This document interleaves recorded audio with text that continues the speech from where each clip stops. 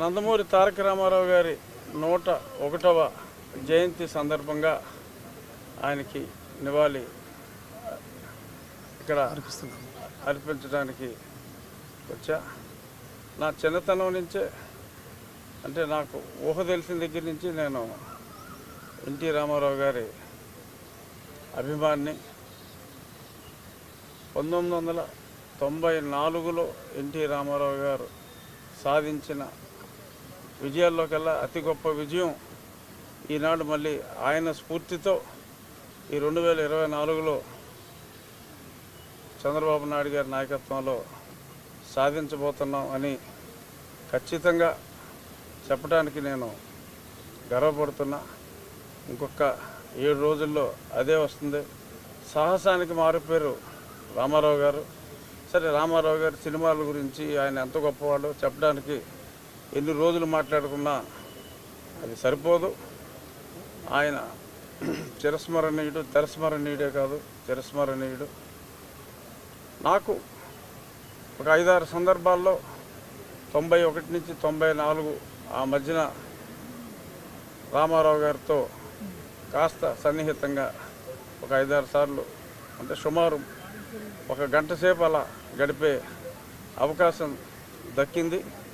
అది నా జీవితంలో మరపురాని మధుర క్షణాలని చెప్పి నేను ఖచ్చితంగా చెప్పగలను. ఆయన ఒక గొప్ప మానవతావాది. అటువంటి మానవతావాది ఈ శతాబ్దంలో లేరనే నా పరిపూర్ణ విశ్వాసం. భారతరత్న అవార్డుకి గౌరవం రావాలి అంటే గౌరవం తగ్గింది అని నేను అంటలేదు, కానీ ఆ అవార్డుకి పునర్వైభవం రావాలి అంటే ఖచ్చితంగా నందమూరి తారక రామారావు గారికి ఆ అవార్డు ఇచ్చి తీరాలి.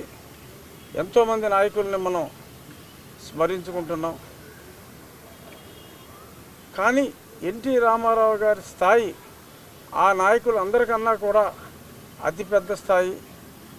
తెలుగు రాష్ట్రాలు రెండిట్లోనూ రామారావు గారి జయంతిని మరి ఒక రాష్ట్ర ప్రభుత్వం సెలవు ప్రకటించాలి అని నేను పని దొంగలాగా మాట్లాడను, కానీ సెలవు ప్రకటించకపోయినప్పటికీ కూడా రాష్ట్ర ప్రభుత్వం స్పెషల్గా 2 రాష్ట్ర ప్రభుత్వాలు కూడా రామారావు గారి జన్మదినాన్ని ఒక తెలుగువారి ఉత్సవంగా ప్రకటించాలి.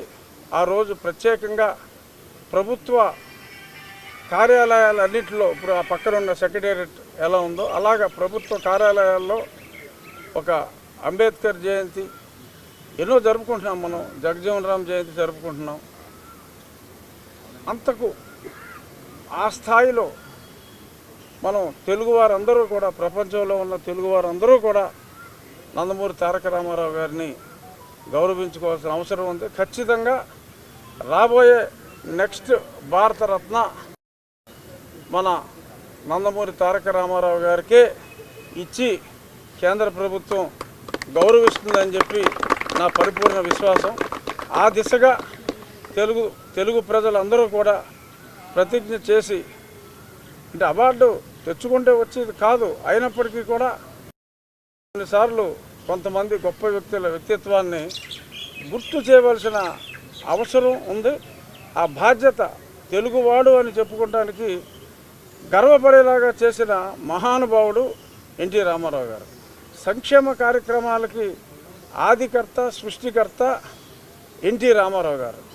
అటువంటి మహానుభావుడిని ఈ 101వ జయంతి సందర్భంగా ఇక్కడికి వచ్చి వారికి నివాళి అర్పించినందుకు మరొక్కసారి ఒక తెలుగువాడిగా తెలుగు జాతి ఖ్యాతిని ప్రపంచంలోని నలుమూలలా విస్తరించిన ఆ విశ్వవిఖ్యాత నట సార్వభౌముడికి, ఆ విశ్వవిఖ్యాత మానవతావాదికి మరొక్కసారి శిరస్సు వచ్చి నమస్కారం చేస్తూ జోహార్ ఎన్టీఆర్, జోహార్ ఎన్టీఆర్, జై.